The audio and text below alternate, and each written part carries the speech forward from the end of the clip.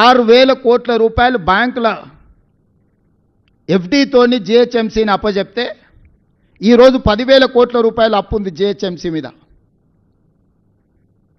మరి కౌన్సిలర్లు వాళ్ళే గెలిచిండ్రు, కార్పొరేటర్లు వాళ్ళే గెలిచారు, ఎమ్మెల్యేలు వాళ్ళే గెలిచారు, ఎమ్మెల్సీలు వాళ్ళే గెలిచారు, ఎంపీలు వాళ్ళే గెలిచిండ్రు. మొత్తం పరిపాలన మీద 100% గుత్తాధిపత్యం వాళ్ళ చేతుల్లోనే ఉంది. ఎందుకు అభివృద్ధి చేయలేకపోయినరు? హైదరాబాదు దాహార్తి తీర్చడానికి ఏదైనా ఒక నూతన తాగునీటి పథకాన్ని 10 ఏళ్లలో వీళ్ళు మొదలుపెట్టినరా? పూర్తి చేసిండ్రా? మీరు ఒక్కసారి చెప్పండి. ఈరోజు కృష్ణానది జలాల నాడు చంద్రబాబు నాయుడు గారు మొదలు పెడితే phase 1, phase 2, phase 3 Congress party చేసింది. గోదావరి జలాలను ఆనాడు రాజశేఖర రెడ్డి గారు ప్రణాళికలు, కిరణ్ కుమార్ రెడ్డి గారు ప్రణాళికలు చేస్తే అవి పూర్తయినాయి. మెట్రో రైలు జైపాల్ రెడ్డి గారు, రాజశేఖర రెడ్డి గారు కలిసి హైదరాబాద్ నగరానికి మెట్రో తెచ్చిరు. ఆనాడు మెట్రో దేశంలోనే 2వ స్థానంలో ఉండే, ఇవాళ 9వ స్థానానికి పడిపోయింది. 10 సంవత్సరాలలో మెట్రోను 1 కిలోమీటర్ అయినా విస్తరించిండ్రా?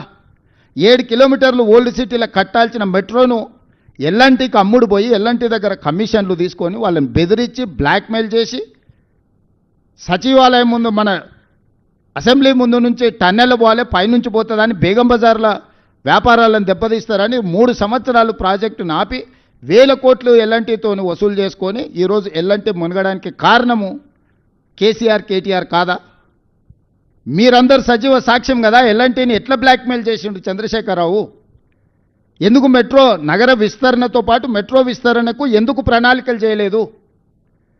ఎందుకు కట్టలేదు? 10 సంవత్సరాలు స్ట్రైట్గా 10 సంవత్సరాల 20 లక్షల కోట్ల రూపాయల ఆదాయము చంద్రశేఖరరావు గారి చేతికి వచ్చింది తెలంగాణ రాష్ట్రంలో.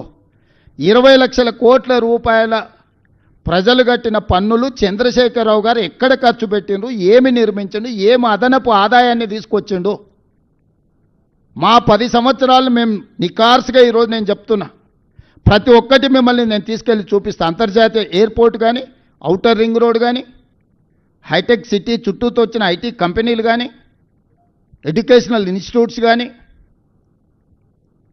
హైదరాబాద్లో ఈరోజు నడుస్తున్న మెట్రో కానీ, గోదావరి జలాలు కానీ, కృష్ణానది జలాలు కానీ, ఫ్లైఓవర్ల గురించి మాకు చెప్తున్నాడు. మరి చెన్నారెడ్డి గారు ఏ రోజు కట్టినరు? ఇక్కడ పెద్దలు చాలామంది ఉన్నారు. ఫ్లైఓవర్ అనే విధానాన్ని కనిపెట్టింది కాంగ్రెస్ పార్టీ. బేగంపేటలో కానీ లేకపోతే తార్నాకలో కానీ ఫ్లైఓవర్లు ఎప్పుడు కట్టినరు? పోనీ నువ్వు కట్టి పూర్తి చేసిన ఫ్లైఓవర్లు ఎన్ని ఉన్నాయో చెప్పు. మేము కట్టిన ఔటర్ రింగ్ రోడ్డును పల్లి బఠానీలకు అమ్మేసుకొని పారిపోయినావు నువ్వు. పొయ్యే ముందల క్లోజింగ్ సేల్స్ కింద లక్షల కోట్ల విలువైన ఔటర్ రింగ్ రోడ్డుని 7,500 కోట్లకు అమ్మేసిండు.